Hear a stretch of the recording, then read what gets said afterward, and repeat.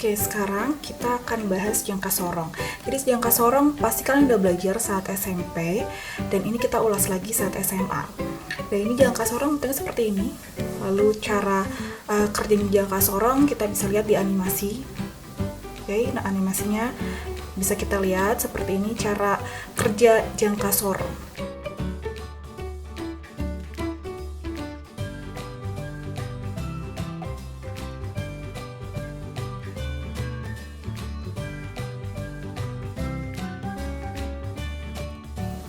Nah, kita bahas dulu bagian-bagian dari jangka sorong. Jadi jangka sorong ini, yang pertama ini ada rahang dalam.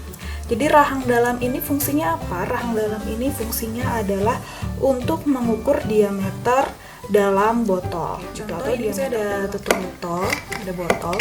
Nah, jadi diameter dalam itu untuk mengukur di sini, di dalam diameter ke sini. Nah, ini diameter dalam. Kalau yang ini adalah diameter luar. Kalau ini diameter dalam. Jadi di botol juga sama. Jadi kalau misalnya kita mengukur yang ini adalah diameter luar. Nah, diameter dalam itu yang sebelah sini dalamnya. Gitu. Jadi untuk yang rahang dalam ini fungsinya adalah mengukur diameter dalam. Lalu yang rahang luar ini berfungsi untuk mengukur diameter luar. Dan ini yang biasanya kita baca itu di skala. Oke, kalian perhatikan ya, ini yang besar, yang panjang ini adalah skala utama. Skala utama kita perbesar. Oke, jadi ini adalah skala utama dan satuannya dalam sentimeter. Jadi ini 6 cm, ini 8 cm, 9 cm, 10 cm. Jadi ini satuannya dalam cm. Lalu di sebelahnya sini, oke, kita bisa lihat yang ini. Nah, ini disebut sebagai skala nonius yang ini. Oke, kita perdekat lagi. Nah, yang kecil-kecil ini adalah skala nonius. Skala nonius satuannya itu dalam milimeter. Nah, kita lanjut lagi. Nah, selain itu yang paling belakang sini, nah yang ini itu kalau kita perdekat, kita dekatin ya, tuh. Nah, kalau yang paling belakang sini, ini fungsinya adalah mengukur kedalaman. Jadi nanti dia tinggal kita masukkan ke dalam botol, dalamnya nanti kita bisa tahu ukuran kedalaman dari botol. Nah, perlu kalian perhatikan juga dalam jangka sorong saat kalian mengubah-ubah ukurannya. Nah, tentu harus ada saat kalian dapat nih ukurannya sekian, supaya jangka sorongnya tidak lari kemana-mana, harus ada penguncinya. Penguncinya adalah si yang ini nih. Nah, ini adalah skrup pengunci. Jadi saat kalian menggunakan jangka sorong, terus kalian bisa sudah menemukan ukurannya, kalian kunci menggunakan skrup ini. Jadi kalian harus perhatikan bagian-bagian dari jangka sorong, harus kalian tahu. Jadi yang pertama itu ada rahang dalam, lalu ada di sini ada rahang luar, lalu ada pengunci, skrup pengunci. Terus di sini adalah skala utama yang panjang, dan yang kecil ini adalah skala nonius. Lalu yang paling belakang ini adalah pengukur kedalaman. Sekarang bagaimana cara membaca jangka sorong? Oke, jadi ini yang akan kita baca itu adalah di bagian skala nonius dan skala utama. Jadi yang paling atas ini adalah skala utama dan yang bawah ini adalah skala nonius. Oke, kita perhatikan di sini. Yang kita lihat dulu adalah yang skala utamanya, yang paling atas. Kita tulis di sini. Skala utama. Skala utama. Seperti itu.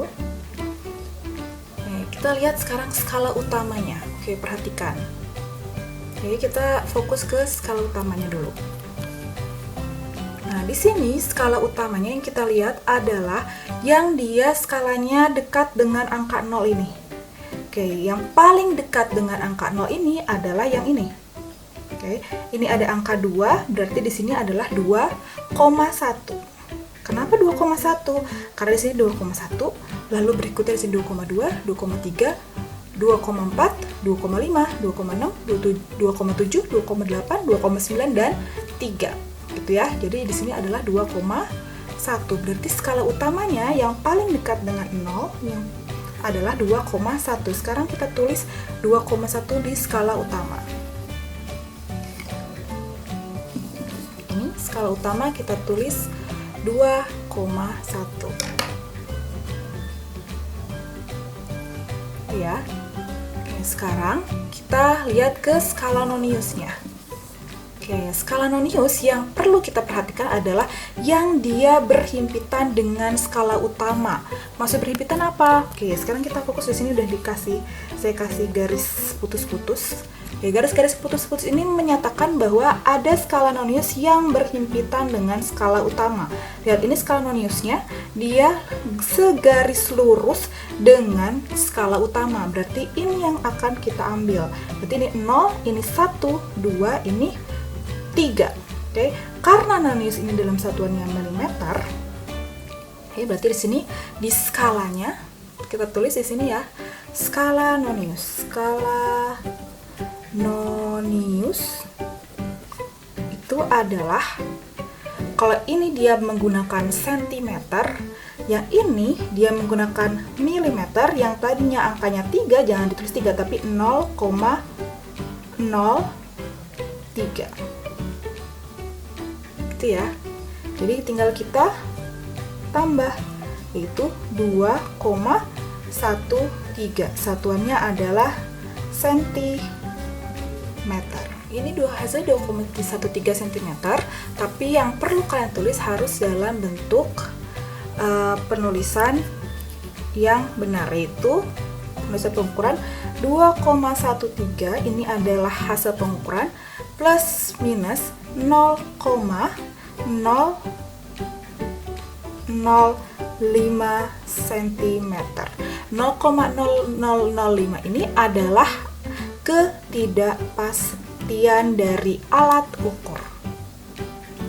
Kita coba lagi nih. Ini yang baru, ini seperti ini gambarnya. Jadi yang kita lihat ini sebagai skala utama dan ini adalah skala nonius. Nah, yang perlu kita perhatikan adalah kita harus tahu dulu skala utamanya berapa. SU. Oke, skala utama. Oke, kita lihat skala utama yang paling dekat dengan 0. Oke, yang paling dekat dengan 0. Berapakah angka berapa ini? Ini angka 0, berarti yang paling dekat dengan 0 yang ini ya. Berarti ini angka 1, ini 1,1. Berarti SU-nya 1,1. Sekarang kita ke skala nonius. Skala nonius mana yang dia berhimpitan atau yang segaris lurus dengan skala utama? Oke, kita perhatikan.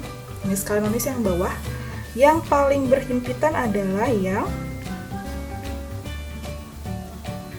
ini. Tuh, dia segaris lurus. Oke. Berarti skala noniusnya adalah 0,06. Oke, sini ada angka 6-nya, berarti 0,06. Tinggal kita tambah, berarti hasilnya adalah 1,16 cm. Penulisannya adalah 1,16 plus minus 0,005 cm. Sekarang kita ke micrometer scope. Oke, micrometer scope ini dia bedanya dengan jangka sorong. Micrometer scope dia untuk benda-benda yang lebih kecil lagi, gitu ya, lebih tipis lagi. Sekarang kita lihat dulu bagian-bagiannya. Oke, yang pertama ini. Ya, yang pertama di sini ada yang paling depan.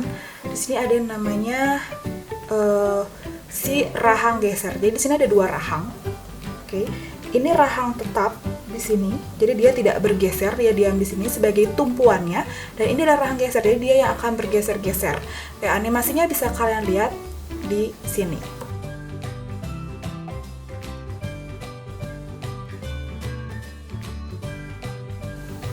Nah, setelah itu setelah rahang di sini, nah ini adalah skalanya. Jadi di sini skalanya yang akan kalian lihat, yang kalian baca, gitu ya. Ini skalanya. Ini adalah skala utama yang di sini, dan ini adalah skala nonius. Di skala utama, ini skala nonius. Sama kayak jangka sorong, di sini ada skala utamanya dan ada skala nonius. Di sini disebut selubung luar. Selubung luar ini apa? Jadi dia yang kita putar yang menyebabkan dia maju dan mundur sehingga si rahangnya bergeser. Itu ya. Ini ada roda bergigi, ini selubungnya. Cara membacanya sama kayak tadi.